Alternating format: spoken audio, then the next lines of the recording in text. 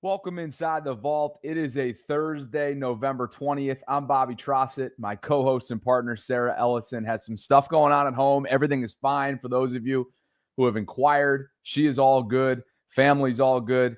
We'll see her next on Sunday for post-game coverage. You got me solo the rest of this week. That's today and that's tomorrow. Partner, you're the best. Can't wait to have you back in the saddle coming up on Sunday.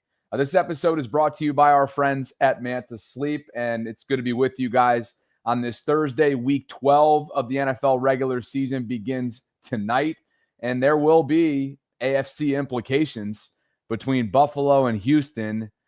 Texans home game, no CJ Stroud tonight, so Davis Mills, the backup, will be QB1. I'll get to the overall AFC playoff picture in just a second here. But in terms of today's rundown, I thought that ESPN's Mina perfectly illustrated what could end up being a fatal flaw for the Ravens when it's all said and done. And right now, at this current moment, their most pressing deficiency. It's reached the national level. Tyler Linderbaum, Ravens center, told reporters yesterday at one winning drive what I think is a blunt assessment of what is ballooned into the team's 28th ranked red zone offense. That is 28th ranked league-wide. Has not been good enough, and there's a bunch of blame to go around. We'll hear from Tyler Linderbaum in just a bit. And will the Ravens see Joe Burrow on Thanksgiving night, 1 week from today? Man, he looks like he's going to potentially try and give it a go coming up on Sunday for the Bengals. Much more coming up. Appreciate you guys for being with me as always. If you could on the way in, like the video, subscribe, hit that notification bell, consider becoming a channel member or gift-giving membership today.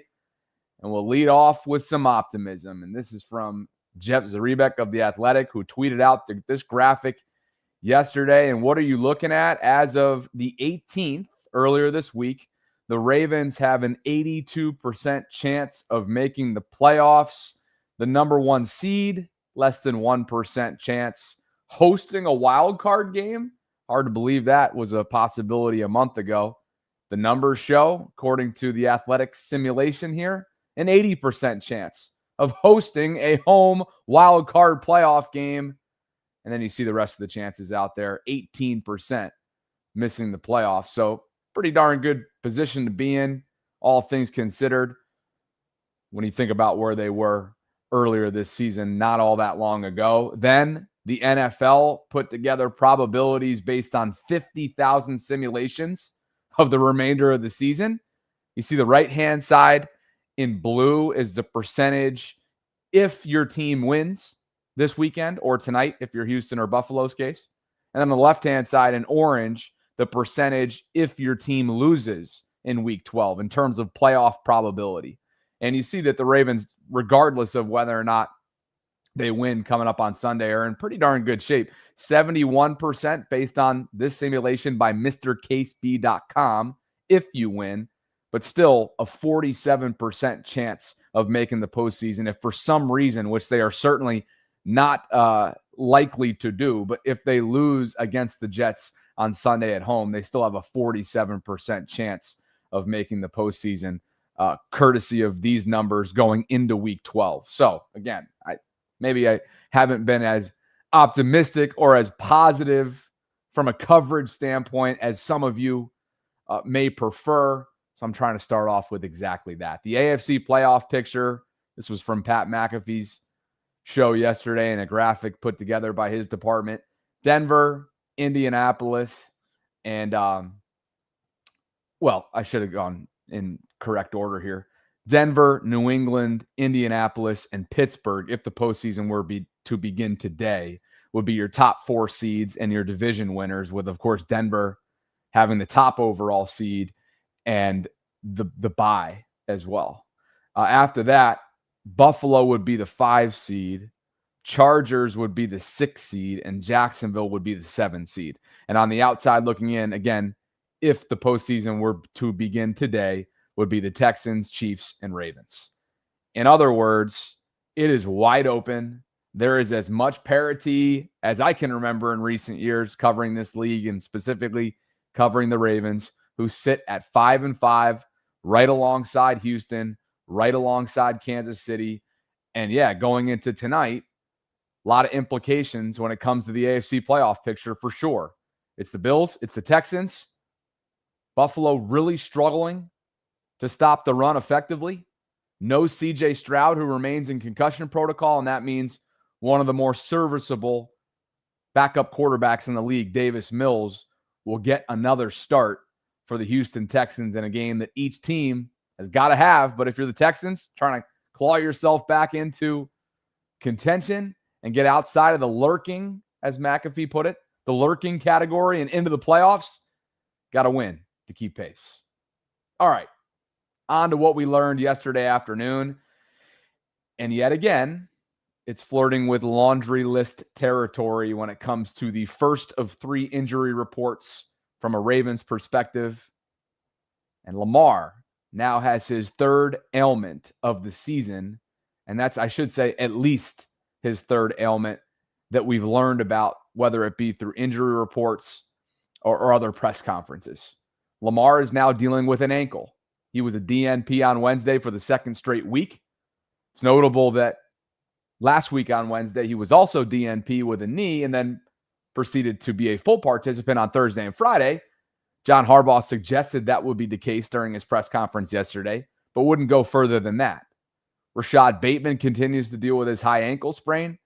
He was a DNP to start off this week, as was Kyle Hamilton, who popped up with a shoulder/groin. Guy's a gladiator. You watch every single snap that this dude logs, particularly on Sunday in Cleveland, and you ask yourself, how does he will himself to not only play as consistently and as effectively as he does, but how is he so durable? I don't know, but he is a real-life gladiator. Marlon Humphrey, with that recent finger pinned procedure that he had done, was limited. So perhaps good news for him as he tries to make his way back, and I'm sure familiarize himself with some of the discomfort and managing of pain that will have to be done having not opted, right? He opted not to get the season-ending procedure and rather getting his finger pinned. I saw on his podcast earlier this week that it's all wrapped up, it's all bandaged up. I would think that in a couple months from now, once the season's over, he'll have to have more of a permanent procedure done. But for right now, Marlon's trying to work his way back. I'll be curious to see if they give him an extra week, right, to get ready for a Cincinnati offense that may not only have Joe Burrow out there back from his toe procedure, but also Jamar Chase will be returning from suspension on Thanksgiving night. And you already know that T. Higgins is going to be ripping and roaring as well. And both of those players have had their fair share of success against this Ravens secondary over the years. Isaiah Likely was a new name. He popped up as a DNP with a calf. Keon Martin, not a surprise here. He did not travel back, at least initially, with the team, as John Harbaugh shared earlier in the week with what was described as a chest. He pops up with a rib, not as serious as perhaps previously indicated, but he was a DNP. Hopefully he's good to go because he's been playing well in Marlon's absence. Roquan with a hamstring, DNP. That'll be something to watch because that's the exact, if I'm not mistaken, that's what he missed time for multiple games earlier this season. So that'll be something to watch. Ronnie Stanley, sick, DNP, and Andrew Voorhees with a foot, also a DNP. I wanted to specifically, obviously, single out the Lamar Jackson situation that the Ravens find themselves in right now. Because as I mentioned, this is the 3rd ailment that we know about that has plagued him so far through 11 weeks of football, 10 games. The Ravens are suffering because of it. The Ravens are also suffering because of the state of their offensive line. They're suffering due to the state of this red zone offense, which is the 28th ranked unit league-wide. I'll get into the numbers in just a bit. But I thought Mina Kimes of ESPN did a good job, as she always does when it comes to Ravens coverage, and really just her entire coverage of the league as a whole, of articulating and illustrating what's gone wrong right now with the Ravens, especially when it compares to last year and what has not leaked in to 2025. Here's Mina on her podcast. Focus here is Lamar Jackson, because it took me a second to get to the Browns, but the game, the offense still just ain't right. right? Like it's just not right yet. And the thing I wrote, there's a lot of things you can point to, but I think if I had to isolate, they're still not run the ball the way they did last year. That's a big thing. The quick game is not as efficient as it was last season. Like, I think people always think about Lamar and they think about the crazy structure plays, and it's like, oh my God, how did he do that? And he found a guy downfield. But the reality is he was just an assassin last year on quick game, and that's not been the case. But the thing I would emphasize that I think is relevant to this game, if like this goes sideways for Baltimore, is just the sacks that he's taken. I've mentioned this before, and his play under pressure generally, but he last year had the second best pressure to sack ratio, or probably fourth best in football. This year it's 31st. He is sacked 30% of the time when he's pressured. Jeez. And also his play under pressure, and this is partially because of those sacks. Last year it was second in QBR. This year it's 23rd. I don't think he's losing his athleticism. I'm not like he can't escape anymore. But I do think the offensive line isn't getting they're not as good as they were last year. And it just feels like when I watch them, they aren't like the run pass conflict in particular isn't working like it did last season. But yeah, he just can't take those sacks, especially when they start playing better defenses. All right. Good stuff there. It's a snippet from Mina Kimes' most recent week 12 preview as she looks at the entire league as a whole. But there are a few things that I wanted to isolate about her commentary there. And what I chose to transcribe on Twitter was this quote: last year, he had the fourth best pressure to sack ratio in football. This year, it's 31st. He's sacked 30% of the time when he's pressured. I don't think he's losing his athleticism. I think a lot of us can agree. But I do think the offensive line, they're not as good as they were last year. Yeah. I think we've all seen that play out. And that's without the most penalized player from last season who walked in free agency to Jacksonville in Patrick McCary. And while I'm very fond of what Patrick provided the Ravens over his years as an undrafted rookie, right? The guy that played every single combination up and down the offensive line, the guy that proved to be durable, the guy that helped out in a pinch time and time again, particularly when Ronnie Stanley was dealing with his ankle issues and all of the follow-up procedures and some of the frustrations there. While all that was the case, Patrick was the most penalized player on the Ravens last year, and a lot of them really were just unnecessary pre-snap penalties. So while he's the only missing piece when you compare this year's unit to 2024, the bigger picture is there's regression happening here. There's a lack of execution. Perhaps there's poor coaching. Looking at George Warhop, whose seat remains hot with the way that his group is performing. And then the numbers really bear out these concerns and lead you to believe that something's got to give, something's got to change. It's one thing to say something's got to give. That's essentially suggesting that you think this current combination can get it done. And there's obviously some valid questions about whether or not that should be a legitimate belief. But something's got to change. And I think these numbers right here scream that at you. Jameson took a look at the average times that Lamar has been sacked per game throughout his career dating back to 2018. Okay. It's 3.2 right now, 3.2 times per game on average so far in 2025 are the sacks that he's is the number of sacks that he's either taking or obviously we've seen in some cases just has no other option but to take the sack. Look, there is an area of blame aimed at Lamar. I think a much smaller percentage than when you ultimately view the offensive line in the blame game. But Lamar has to be a little bit more decisive at times as well. And I get it. It's all a trickle-down effect. Your psyche, your decision-making, your internal clock is all off rhythm at times when the lack of pass protection has been a thing for weeks on end. And we have quite the sample size now, as this graphic suggests right here.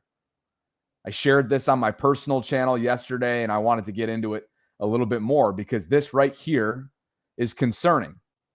Okay, Ben Baldwin looked at a number of different things here when it comes to pass protection ratings. And what you'll see is the Ravens are the 28th ranked group in that area. What he did was combine PFF grade, SIS blown block percentage, and ESPN pass block win rate. Okay, and he put all that together. The percentages, 40% for PFF, 40% for blown block percentage, and 20% for the pass block win rate. And what you get when you compile that all up is a lower corridor, bottom tier pass protection group this year. This right here is not on Lamar. This right here is on the big dogs up front who have not gotten it done. They have played some really talented defensive fronts over these 10 weeks, 10 games, 11 weeks. But they're supposed to be a talented front themselves. And they're supposed to protect consistently this franchise's greatest asset, most valuable player. Not only league-wide on a perennial basis, but we know the value and the way that this team relies on Lamar Jackson. What we've also seen since he returned from his hamstring is that when Lamar can't be Lamar, the Ravens can't go to where they want to go. Now, they've been able to go where they want to go and have to go and needed to go throughout this month stretch where they've ripped off 4 straight games and clawed their way back to 500 football. But it's been a favorable stretch, and the degree of difficulty after this weekend against the Jets, who come in at 2-8, and will be starting Tyrod Taylor, having benched Justin Fields. Not only will it be backloaded with AFC North football, but you got the likes of New England and a road trip to Green Bay in the frozen tundra of December that promises to be all awaiting as well.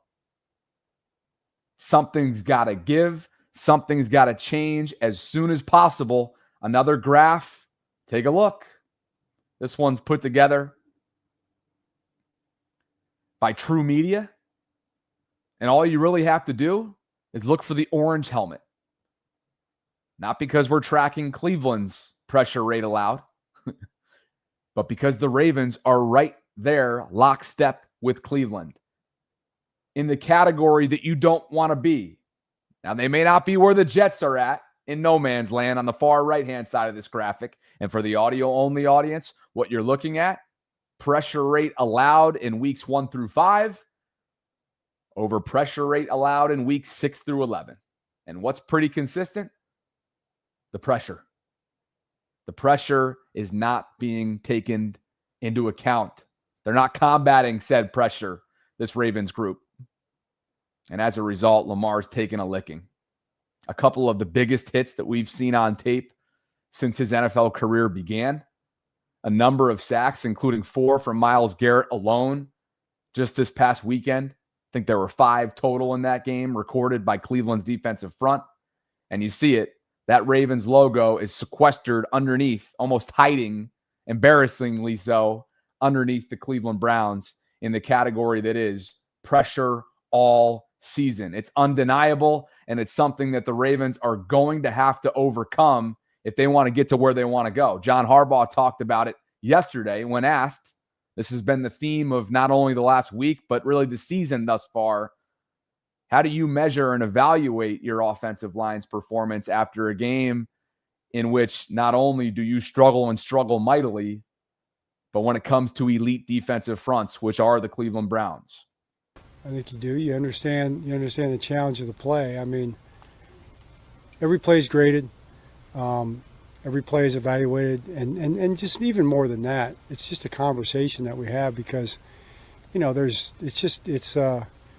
it's a collaboration between coaches, players, coaches, and you're trying to do the best you can. And we had a lot of really good plays executed out there. Myles Garrett got blocked a good number of times. But, you know, you look at each play for what it is and you try to apply what you learn going forward to the next game and keep rolling. That's what you do.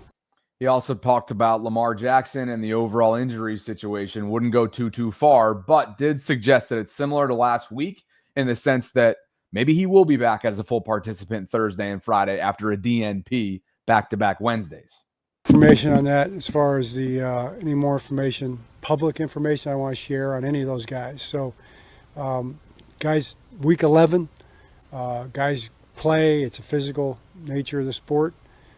Some guys don't practice on Wednesday. We'll try to get everybody available for Sunday that we can. And I will see as the week goes on, who becomes available. Look, I think it's important to remember when watching these clips and him either offering a defense of his guys or perhaps saying things like he did in that first snippet, which was, we blocked Myles Garrett a number of times. Like, it's important to remember that the way that he chooses to evaluate his team, field these questions, and answer in a not so satisfactory way, right, from a fan standpoint, that's not what's happening internally. That's not what's happening in these individual film sessions. Of course not. These guys understand what's at stake, and these guys understand how below standard this is and has become and will continue to be if something doesn't change. Speaking of change, what we've seen a significant change in is designed runs per game dialed up for Lamar Jackson. Ben Solak noting here that his designed runs per game at 3.4 this season represents another steep drop-off like the one between 22 and 23. We all know that he missed the end of the 2022 season with a sprained MCL. He was quote tweeting Jeff's note here on what we now know is this week's ailment, which is the ankle injury that forced him to miss Wednesday's practice, as I've already mentioned. But this right here is notable. And what I want to do here is couple it with what's been one of the key Achilles heel singular, for this Ravens offense, and that is their red zone struggles. Take a look, again, at this number. Yes, it's a 10-game sample size so far, and the other that you see on the screen, 2018 through 2024, are full seasons. So there's 7 more regular season games for him to flip this trend around. We're in the second half. And granted, yes, he has missed a couple games this year as well, which is also notable with the hamstring that forced him to miss or exit the game, I should say, the second half of Kansas City. So I get all that. That should be talked about when it comes to the sample size. But still, this is a steep drop-off. And it's something that we've all been watching with our own eyes.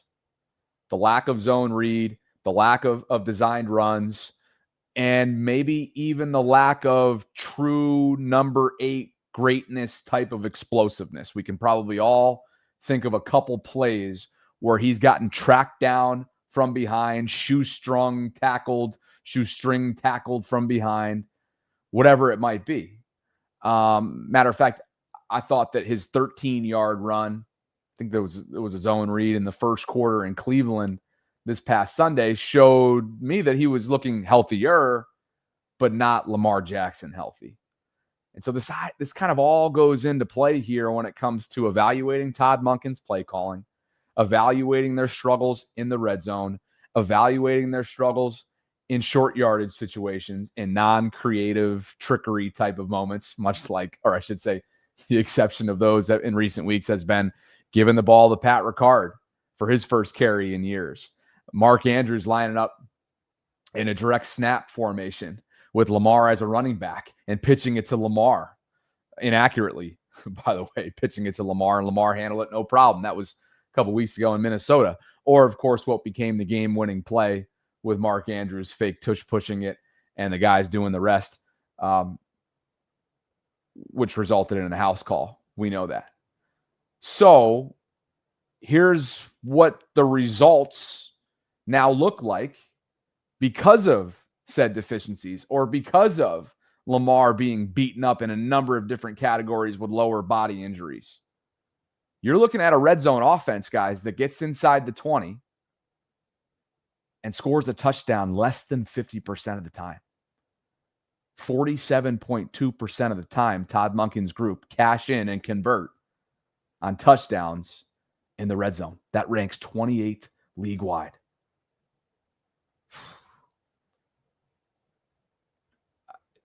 You're able to get away with it throughout this 4-game win streak, mostly because of, 1, the competition or lack thereof, and 2, the way that this defense has been creating turnovers consistently, and they have come in bunches. in recent weeks. But are you going to be able to get away with that?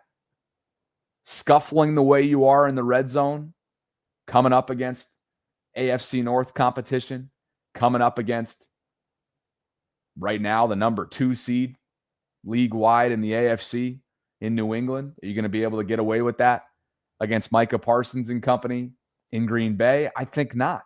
And certainly you're not going to be able to get away with that come January in the postseason, should you qualify, which they're favored to do. It's tough. So it's wild, right? You can think about how heavily penalized this group was a year ago. They've since cleaned it up. They rank 5th in terms of penalty yards negated this season and 4th in overall penalties committed. So they've made strides in so many areas, none bigger than defensively, metrics that are across the board, all 3 levels since week 6, the addition of Alohi Gilman and freeing up Kyle Hamilton and bringing in Draymond Jones at the deadline, who's brought some pressure. But yet you're scuffling in the area that I think none of us saw coming when it comes to this offense. And that's a concern. And it's something that Tyler Linderbaum gave a blunt assessment on, which I'll get to in just a bit. Guys, this episode is brought to you by my friends at Manta Sleep, and they have been one of our longest standing sponsors here inside the vault for quite some time. Sarah and I want to continue to thank these folks for supporting the program.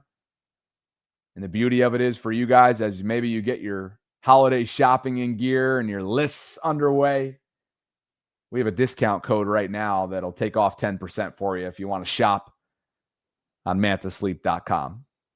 Discount code VAULT10, VAULT10 will get you 10% off your next purchase.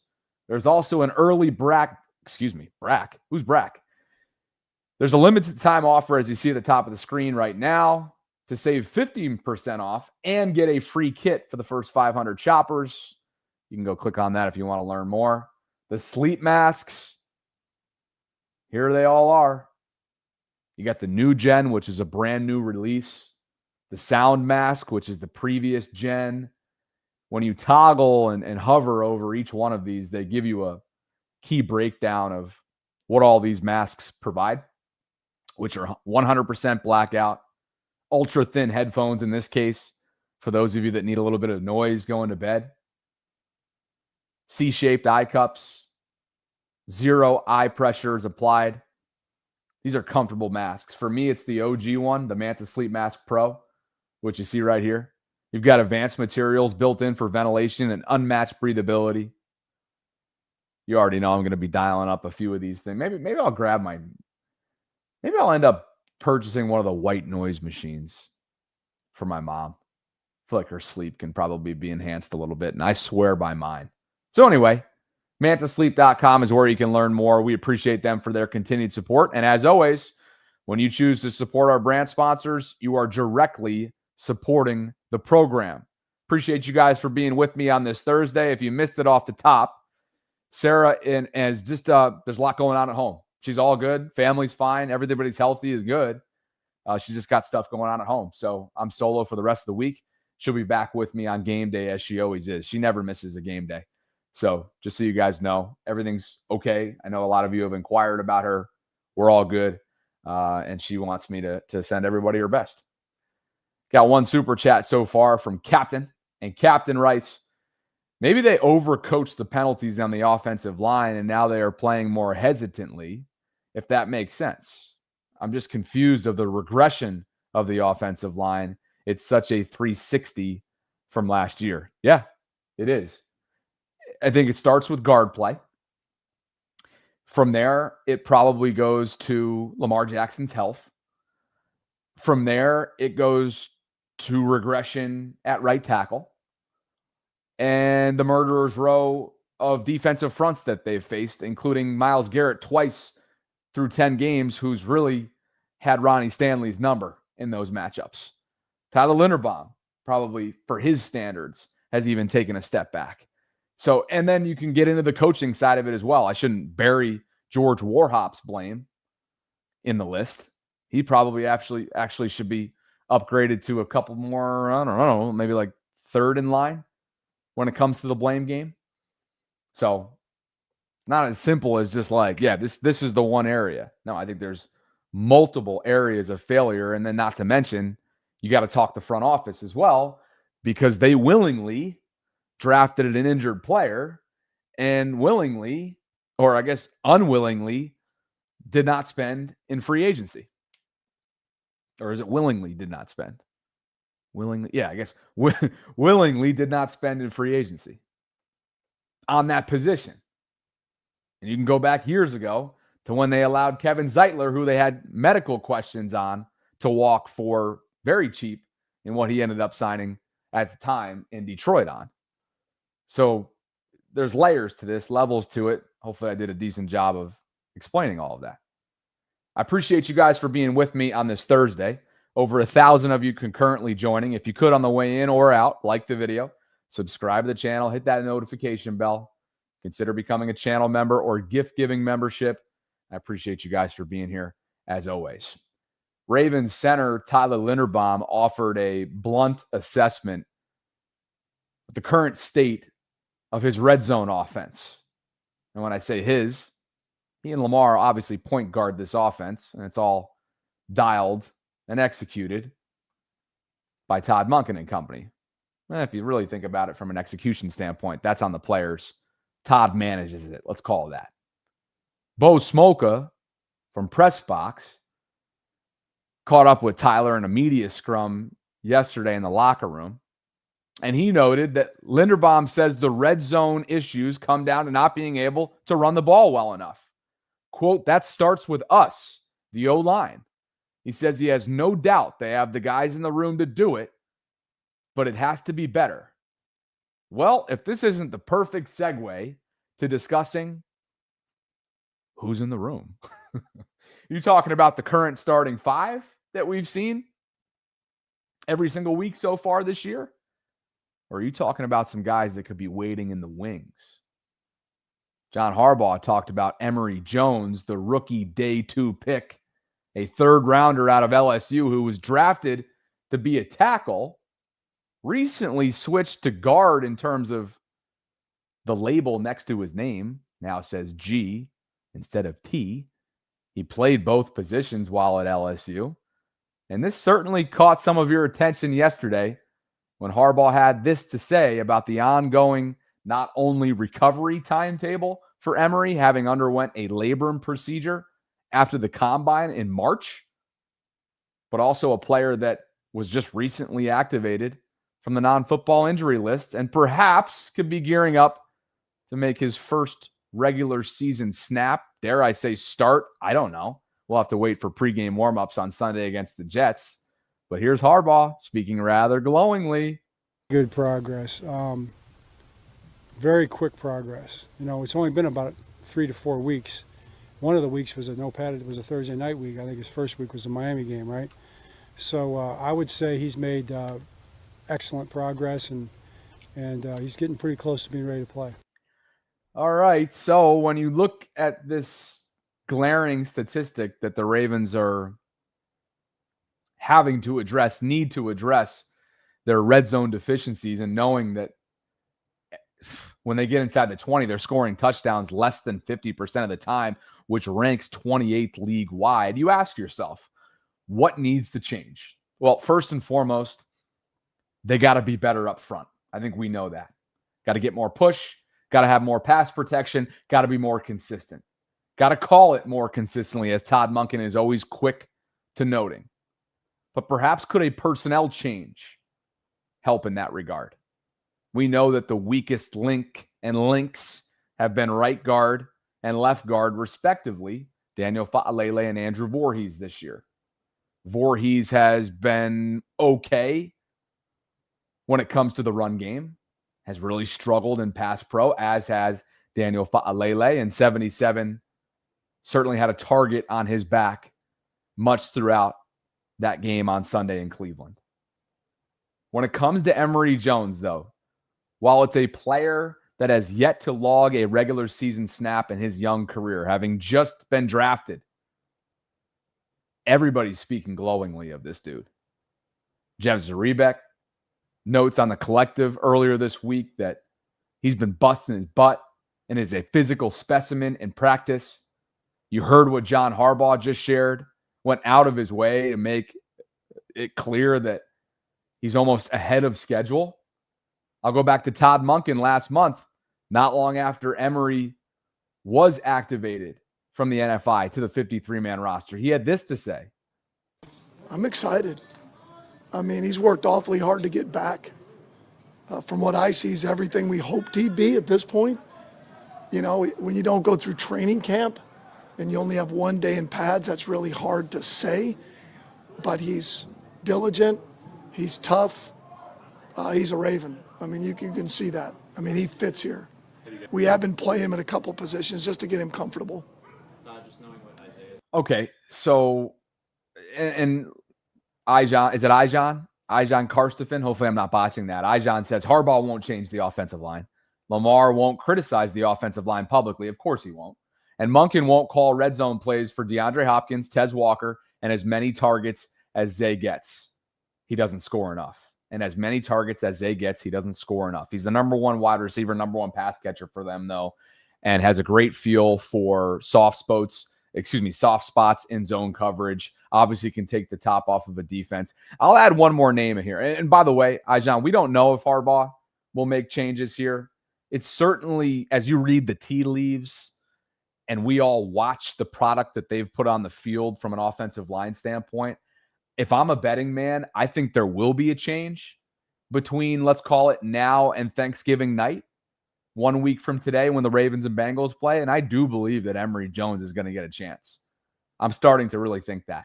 And of course, Lamar is not going to criticize his offensive line publicly. He's never criticized really anyone within the organization, with exception when this was indirectly. Remember when he essentially suggested that an opponent knew Greg Roman's calls? That was years ago, towards the end of the Greg Roman era. But I'll add one more name in here when it comes to red zone targets. Let's not forget that Rashad Bateman not only was extremely productive last year overall, tallying up 9 touchdowns, but he was an absolute menace for them in the red zone. And while this was the first game without him this past week in Cleveland, they might be having to figure out life without him for a multi-week timetable, because high ankle sprains tend to linger and they tend to come with that, 3 to 6, somewhere in there, 2 to 6 week overall span. That's an area that they're missing him in. They're obviously missing things as well because of what Tyler Linderbaum got at rather bluntly. That starts with us, the offensive line. They have not been able to run the ball effectively enough. And I thought Chris Cooper did a good job of talking about and specifically pinpointing, and Chris is a great follow for those of you who enjoy the X's and O's nitty-gritty part of football in the Twitter space. When things have gone right for them on the ground is what Chris took a deep dive on and tweeted something out earlier this morning that caught my eye. And here it is. The King has 6 explosive runs this season, which is the threshold is 25 or more yards. Okay. And you see the personnel, you see the formations, and you see the schemes that they were in for those 6 explosive runs. And as Chris summarizes, as the common denominator, it's heavy personnel, it's downhill alignments, and schemes that create clean second-level access. And there have been 6 of them this year. Sure, the Ravens would have and probably definitely had more at this point in the season last year. But this is where they currently sit in that department. And so they can take something from this. And by the way, he tallied up those 6. Hopefully we don't get dinged from a copyright perspective.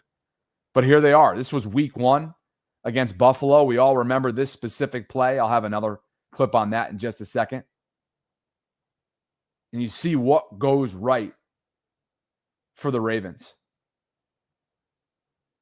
Here's another one. Beat up Buffalo week 1. And what do they have to show for it? Nothing. A loss because of a fourth quarter collapse. Before things collapsed in Detroit. I should say in Baltimore on Monday Night Football against Detroit. They had some success there with a big Derrick Henry run. And the same with this one. He had a quiet night outside of this run for the most part against Miami. Lamar did most of his damage through the air. And then just this past Sunday in Cleveland, we all remember this one. What a play. Great execution from his lead blockers. And here's that specific run again from a different angle. Ben Solak clipped this one. Look at the guys that do their job and look at 42. Pat may not be 100%, having missed the majority of the first half of the season with that calf.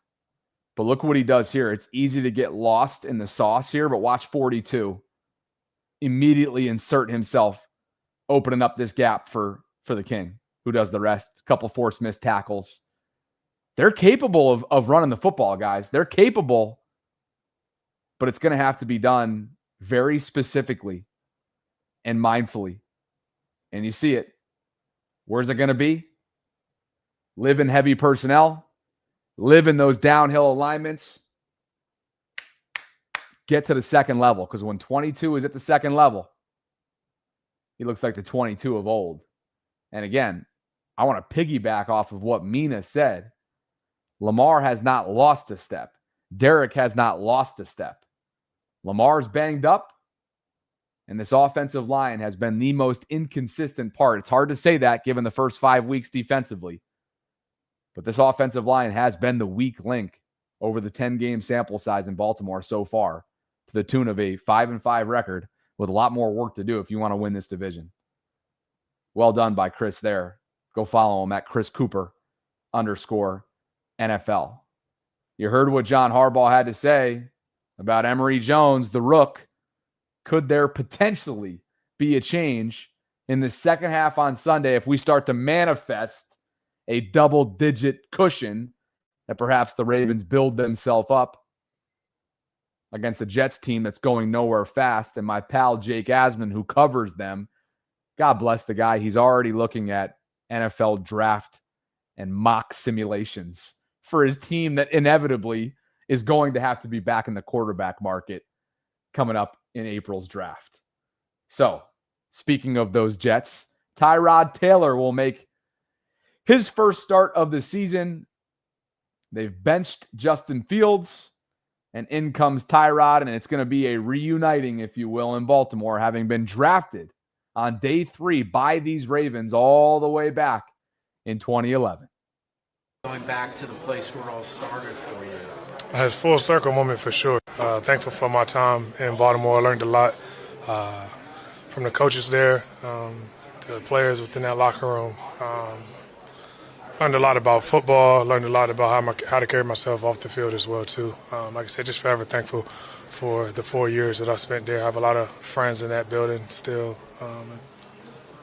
It's been a while since I went back there to play. But, yeah, I mean, it's an opportunity for us to have a very good team. And we're looking forward to stepping up to the challenge this weekend. Well, first of all, I misspoke there. This will be his second start of the season for Tyrod Taylor, who is still in this league at 36 years young, a 6th-round pick out of Virginia Tech in 2011, spent his first 4 years with the Ravens, and as you heard there, he is very, very fond of his time looking back. As you look at the NFL Network game preview picks, it is a clean sweep across the board led by Daniel Jeremiah. Everybody thinks the Ravens will find a way to win against a Jets team that is 2-8. Yes, they've beaten 2 teams, both of which I should say are in the AFC North.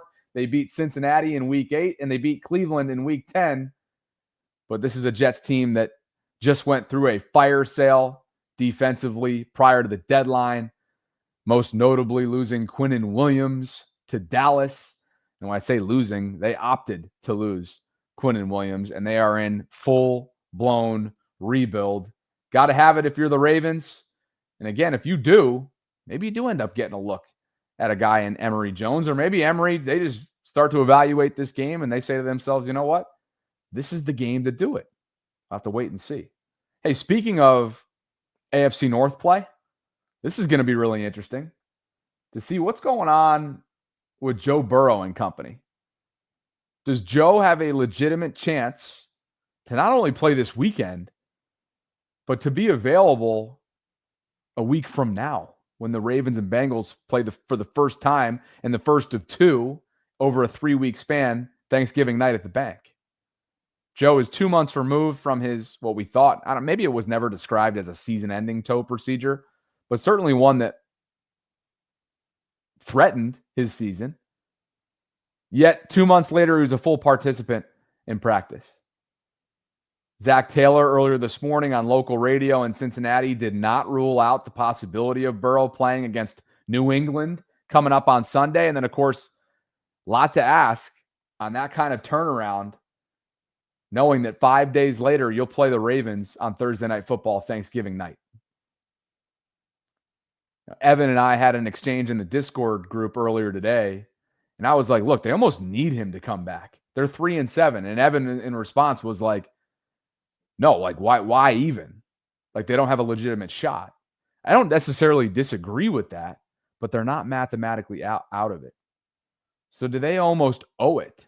Does Joe owe it to the fan base, the organization, to get himself back out there and try and salvage whatever's left of this season? They're 3-7. Their defense is their Achilles heel, and that's putting it lightly. They've really struggled. They've had a bunch of different quarterbacks in and out of the lineup this season, traded for Joe Flacco. And what will you have in Joe Burrow, who I'm sure will be dealing with rust, having been sidelined for the last couple months? We'll see. But compelling right now that Joe's actually going to legitimately give it a shot coming up on Sunday against the Patriots, who's letting it rip under Mike Vrabel, year one. Adisa Isaac.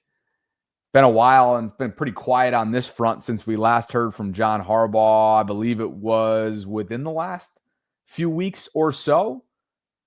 I remember he dislocated his elbow and sustained some ligament damage during the preseason. And mid-October, I just pulled up a tweet that I had bookmarked from Jeff after Harbaugh's press conference last month. He shared that he didn't expect Adisa back until mid to late November. Well, we are in mid to late November as we speak. Adisa was a third-round pick out of Penn State at the outside linebacker position back in 2024 and has only played in 4 games with the Ravens. So a disappointing start to his career as a day 2 pick for them. And as you see on the screen, I took this screenshot from his Instagram page. And as of yesterday, it appeared that he was rehabbing in New York. So just as we kind of keep up with injured players, injured Baltimore Ravens, Adisa Isaac looks to be nursing and rehabbing that dislocated left elbow, as you see from his Instagram page. Speaking of injured players and guys that are working their tail off to get back, John Harbaugh shared yesterday that Tavius Robinson and Ardarius Washington are, quote, getting close. Tavius had a foot injury pop up within the last month. And Ardarius tore his Achilles in an off-season conditioning session that was on site in Baltimore. Brian McFarland, Ravens salary cap analyst, with a couple notes here. Robinson, 4 games. And Ardarius, 10 games, have been on the injured reserve, physically unable to perform list for a required minimum of 4 games. So both are eligible to be designated to return and start their 21-day practice periods at any point now once they are deemed ready to go. I have no idea what they would have in Ardarius coming back on that kind of turnaround after sustaining that Achilles tear. But one thing we saw last year, that when Ardarius stays healthy, he is a dog. He is a stabilizing force. He has a knack for the football. He is a high IQ, physical player. And he and Kyle Hamilton, man, from week 10, what was it on last year? They really brought a sense of calming force to the back end of Zach Orr's secondary. We'll see how he's factored in to the equation when that 21-day practice period opens up for both he and a guy up front they're going to need as well this closing stretch in Tavius Robinson. Some Ravens defensive notes along these lines. It's been exceptional for multiple weeks running now, all the way back to week 6 if you want to include defensive scoring numbers. They have not allowed more than, 19 points, dating all the way back to the Rams, where they only allowed 17 that day. Look at Kyle Hamilton's snap count, who's at the epicenter of this entire turnaround. This is insane.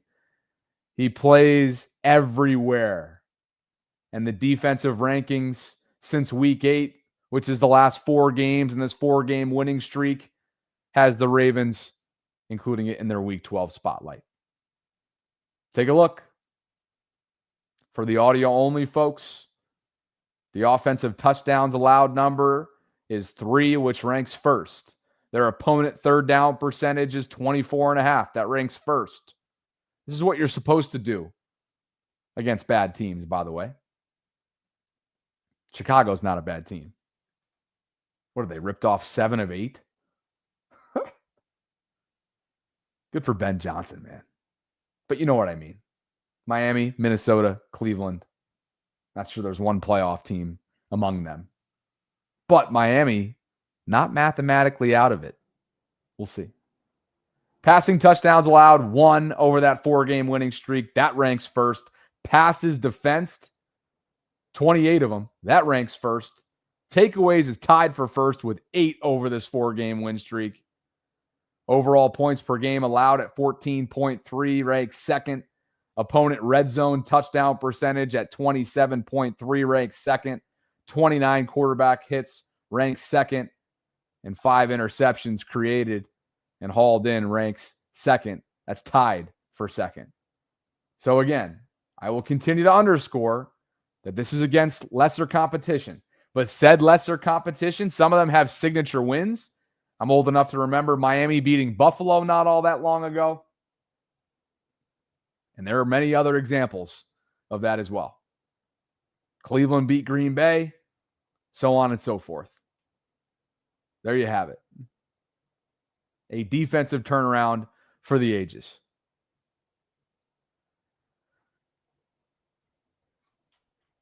Appreciate you guys for being with me. Get us some super chats as they come in as well. We're fully caught up on super chats. It's a quiet day in the super chat category. What's going on with that? Where's PHP at? Where's Eric Hill at? Where's Douglas H. Brown Sr. at? Where are the OGs at? It's all good. Super chats are never expected. Appreciated, but never expected. Tom Pelissero, on an annual basis, as he tweeted out here, puts together his annual look at the NFL's rising young coaches. And it features potential candidates for head jobs this year, plus dozens of more names that their colleagues say to remember for years to come. Some of this is, take it with a grain of salt, a buttering up process, if you will. There's a lot of names on this list is what I'm trying to say, and you never know how legit perhaps this laundry list is. But for whatever it's worth, these guys deserve their due, and there are many young staffers and assistants under John Harbaugh on his staff that received recognition. Donald DeLessio in year 1 at 34 years of age as the defensive backs coach in Baltimore. Got a background with the Kansas City Chiefs. He was named to this list. Chris Horton was named to this list. 40-year-old special teams coordinator in Baltimore. Ravens defensive coordinator Zach Orr was named at 33. And again, this is under the list for years to come. The specific name of the list, by the way, is NFL coaches to watch in future years. So I want to be clear. This is not this upcoming head coaching hiring cycle. Okay? This is future years. Ravens linebacker coach Tyler Santucci, who they brought in this offseason from the college ranks. He's 37, still very young. Look at Daniel Stern get a little bit of love. Daniel Stern, at 31 years of age, is the director of football strategy and the assistant quarterbacks coach in Baltimore. He receives some recognition, as does run game coordinator at 33 years old, Travis Switzer. So that's the group. Again, all falls under future categories for potential coaches to watch way down the line. There are a number of these on there.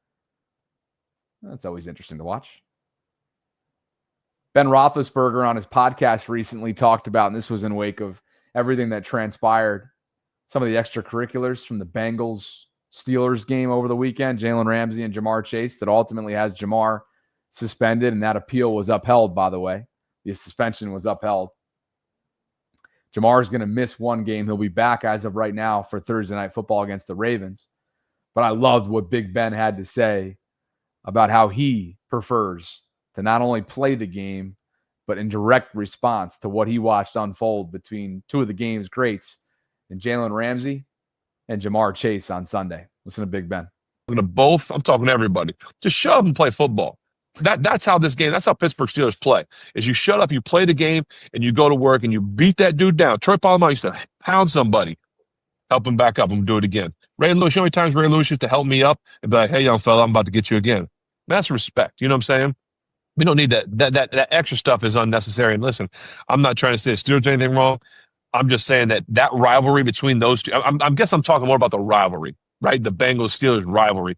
It's not the same as like the Bengals and then or the Steelers and Ravens, where it's just physical and we're gonna pound on each other. You know what I'm saying? Yeah, you're always looking over your shoulder. Yeah. But that's my soapbox enough about that. I'm just glad. I just hope that it's all settled with Ramsey and we don't have to lose him for any more games because he is super valuable out there. Yeah. That's some old school stuff there from Big Ben. Another note here that came in at the top of the show, just from an NFL news standpoint, Ian Rappaport reporting that Joe Mixon, Houston Texans running back, is not expected to play this season as he deals with a foot injury from the offseason. So that's just something to keep in mind because Houston and the Ravens right now are neck and neck in terms of jockeying for AFC playoff picture implications and whatnot. They're both at 5-5, and the Bills and Texans, of course, will play tonight, Thursday Night Football. That game is in Houston. So that's what's coming up. I'll leave you with this. Fernando Mendoza is the Indiana Hoosiers quarterback in college football. And this was the perfect quick hit because I loved a couple different things about this clip. One, any clip that Mark Ingram is in, gotta love Mark. Two, watch Urban Meyer's face. And three, if you love ball, then you probably love the way that Fernando Mendoza sees the game as a quarterback. Watch this. Yeah, they play kind of like their two joker structure where it's a little similar, and they have this middle safety who is really reading off the quarterback's eyes and really playing off that speed. And so we had speed of the field there. We had number 3, Omar Cooper Jr., who made the fantastic catch. Yeah. And so when I caught the ball, I looked over there and I saw his hips and eyes turn. So at that point, all I knew I needed to just beat that boundary curl defender and beat that boundary safety. And once I saw that safety go over the top to the outside receiver defending the whole shot, I just knew that I needed to put some arc and layer on it over that hook defender after that kind of like the hook curl defender in order to make that completion, because I knew the other guy, the Joker, had his hips to the speed. I got Fernando, do you see Coach's face right now? Hold on, look at your face, Coach Meyer. This is like the best shit I've ever heard. This is what I'm saying. This is Fernando, look at his smile. This is as intense. Urban Meyer, man. Urban Meyer was absolutely loving every bit of that, and Fernando Mendoza sees the game quite an elite level. That's my one quick hit for you today. And that is 60 minutes of content. Again, I want to continue to reiterate that everything is okay with Sarah and the Ellison family. She will be out until Sunday. I will have pregame coverage that day, as always. I'll also have postgame coverage with her. I'm looking forward to all that and more. Jake Asman from a New York Jets perspective will join me as tomorrow's featured guest at noon. And after today's coordinator press conferences, I will be back with you on the Bobby Baltimore channel, as always. While I have you, if you haven't already done so, please like the video, subscribe to the channel, hit that notification bell, consider becoming a channel member, and we would love for you to join the Discord server. It's a 24/7 hub for conversations surrounding Baltimore sports. There's always chatter in here, and there's over 1,000 members, including many of you that are VAULTRONs that go directly from here to there. So go check it out. I don't know who the hell is putting this Isaiah Likely collage together.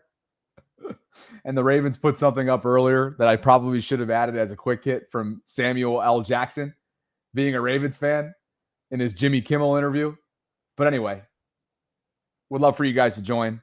We don't just talk Ravens football. There's sports across the board, including NBA hoops, Bobby After Dark, swag showcase chatter, Washington Capitals hockey, you name it.